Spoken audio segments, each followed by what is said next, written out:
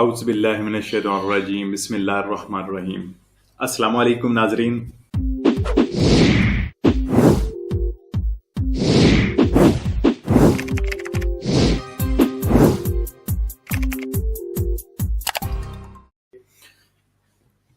DPCM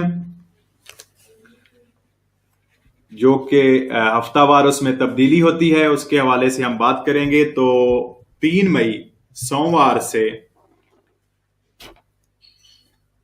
सूबों में नए केसेस को मद्देनजर रखते हुए होने वाली तब्दीली, जिसमें सूबा वालिदी ओस्ता रेड जोन में रहेगा, जबकि सूबा सरदेनिया, सूबा पूलिया, सूबा सिचिलिया ये जो हैं अरंचोने यानी संतरी जोन में रहेंगे। इनके अलावा तमाम जितने सूबे हैं ये सारे येलो जोन यानी पीले जोन में रहेंगे। सिर्फ जो पहले बताए हैं वही एक सूबा रेड जोन में है और बाकी जो 3 हैं वो अरंचोने में। ब्यांको जोना इस वक्त कोई वाइट जोन में कोई सूबा भी नहीं है।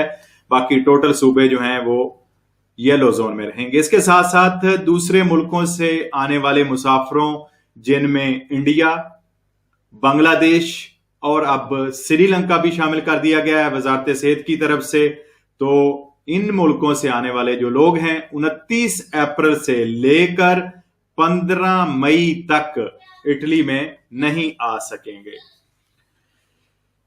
ये जो वजारत सेहत की तरफ से अपडेट थी।